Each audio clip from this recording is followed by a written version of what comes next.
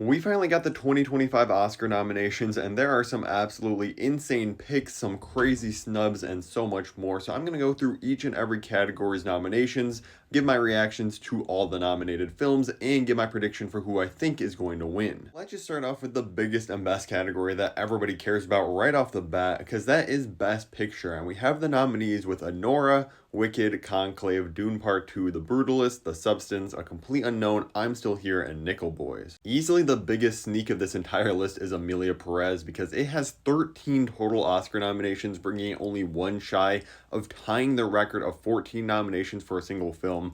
I was like, I can't ignore it anymore. I gotta watch this film, even though it's being trashed, and I honestly don't understand what the Academy saw in this film. It is a complete disaster on almost every level. There are some really good choices here, some I still haven't seen. My pick for what I want to win is obviously Dune Part 2, but what I think is going to win is The Brutalist. Moving on to Best Actress, we have Fernanda Torres with I'm Still Here, which I have not seen yet. I want to check it out if it ever becomes available to me to watch. She got nominated. Carla Sofia Garzon got nominated for Emilia Perez. Again, I don't think that is a worthy nomination. Pretty much all of Emilia Perez's are not worthy. Demi Moore for The Substance, Cynthia Erivo for Wicked, and Mikey Madison for Nora.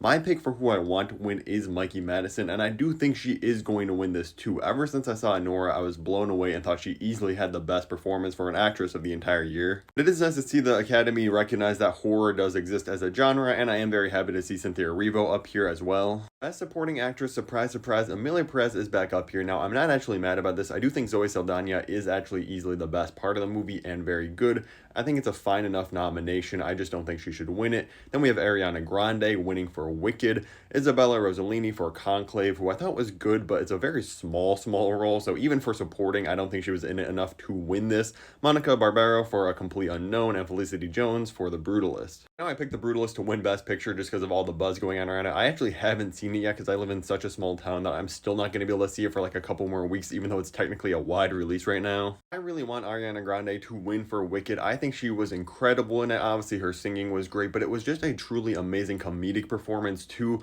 I think the award is going to go to Zoe Saldana, which, like I said, I wouldn't be mad about, but I think we have to prepare ourselves for Emilia Perez winning way more awards than anybody thinks or wants. Let's mix it up a little bit and go to the Best Original Score nominations. I do love this category because the score is one of my favorite parts of a movie. If there's a great musical score, it really elevates a film. This year, the nominees are Conclave, Emilia Perez, once again, get this movie out of these nominations, please. The Brutalist, The Wild Robot, and Wicked, which, again, the music in Wicked's good. I don't think the score was necessarily amazing. The fact that Dune Part 2 got disqualified for reusing too much of the Dune Part 1 score is absolutely terrible in my opinion. There are some original pieces in Dune Part 2 that are absolutely incredible. I also think Challengers really should have got nominated. It got completely snubbed out of every Oscar category, which is crazy. For this one though, I'm gonna have to go with The Wild Robot. That score actually elevated the movie. There are scenes that are already emotional, and then when that score starts swelling in, like when Bright Bill is flying for the first time, that just absolutely hit you like a truck. I really hope The Wild Robot wins, and I think it's going to. Best Makeup and Hair is back. We got The Substance, Wicked, Emilia Perez, A Different Man, and Nosferatu. Emilia Perez, again, should not be on here. There is literally just the most basic, regular looking makeup and hair in this movie. There's nothing like outstanding about it compared to these other movies. I really personally want Nosferatu to win, obviously just for Count Orlok on his own, but everybody else, it just transports you to that time period so amazingly. But I think The Substance is actually going to be the winner here. It just seems like it has the momentum behind it. And Best Costume Design, we have Nosferatu, Wicked, Gladiator 2, A Complete Unknown, and Conclave. Again,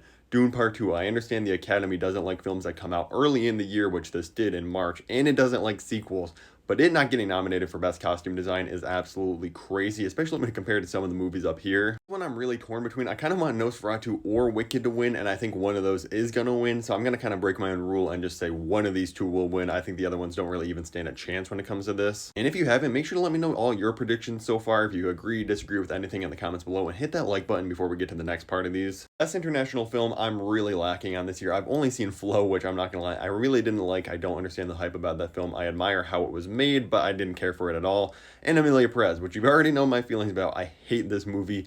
I have not seen the other three. I'm just going to have to say I'm Still Here is going to win. I think it has a lot of momentum with the Golden Globes behind it. Best Animated Film is always a super interesting category. It normally comes down to like one or two films that are like obviously going to win it, but this is actually a pretty loaded year for animated films. We've got Flow, which like I said, I didn't really care for, but this does have a lot of award momentum behind it. Inside Out 2, a great sequel. The Wild Robot, Memoir of a Snail is the only one of these I haven't seen, and then Wallace and Gromit: Vengeance Most Foul. I love this getting nominated. This was just so much fun. The film I want and think is going to win is The Wild Robot pretty easily, unless the Academy just pulls some shenanigans and gives it to Flow. I think The Wild Robot is going to run away with this category though. As visual effects, finally we got a Dune Part 2 nomination in here, Kingdom of the Planet of the Apes. I absolutely love that movie. I think it's super underrated from this year. Alien Romulus: Better Man, which is the Robbie Williams biopic that approximately 8 people on the planet saw, and Wicked. I think Wicked should win because I think the movie does look better than people give it credit for, but it's because of all the practical sets and locations they're on that they built, which look incredible, not really the effects themselves.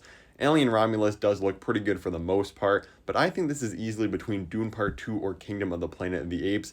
Probably Kingdom of the Planet of the Apes should win, honestly, because the CGI in those movies are incredible, but I think this one's going to go to Dune Part 2. It cleaned up on the awards in Dune Part 1 for all these technical categories, and I think Dune Part 2 is going to do that, and I also would be really happy to see it get any wins here. Best Cinematography is another one of my absolute favorite categories, right up there with Best Score and Best Picture. Such a crucial part of a film is the visuals. This year we have Maria, which I have not seen, The Brutalist, again, have not seen, Nosferatu, Amelia Perez, the biggest sneak of all time. Like, how is Challengers or like 30 different films not up here over that, and Dune Part 2? And like I said, I haven't even seen The Brutalist, but it just seems like such an Academy darling right now, so I think they're probably going to win it. I would really love Dune Part 2 to win, but my actual pick for what I really want to win is Nosferatu. I think this is one of the most beautifully well-shot movies of the entire year, and I would absolutely love it to get this big win, but like I said, I think The Brutalist is going to probably take this. Best Supporting Actor is a really strong category this year. We got Kieran Culkin in A Real Pain. I really love this movie. Him and Jesse Eisenberg, they just work so well together as complete opposites.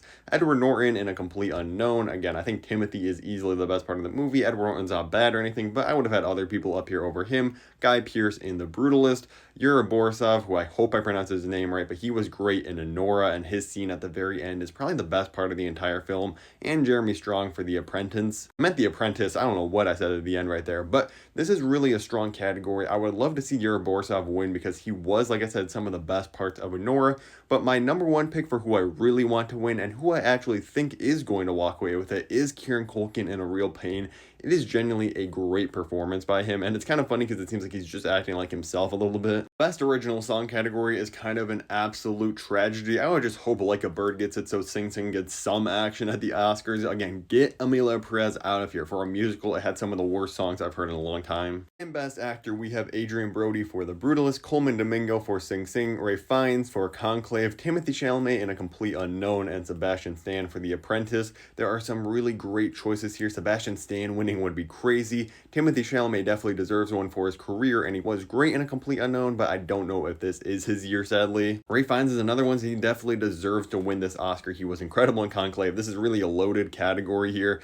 Adrian Brody, he might be like not winning this now because of all the AI controversy that's been coming out, that they used it to enhance his accent in the film. Only because of the AI drama and the fact that it feels like he should have won so many different awards by this point. I actually think Timothy Chalamet is going to win for A Complete Unknown. It's the perfect kind of role of the biopic playing a real person to win an Oscar. My personal pick would be Coleman Domingo in Sing Sing. In my opinion, it's one of the top 3 best movies of 2024, and A24 completely butchered things not making this their strong Oscar contender. It should be up there for Best Picture too. Coleman Domingo is seriously incredible in every scene of Sing Sing. If you haven't seen it, I highly recommend going and seeing this film. It's in theaters right now. Let me know, like I said, all your predictions in the comments below, and tap the playlist above me to check out all my best and worst of rankings of the year for movies, TV shows, and so much more. Thank you so much for watching.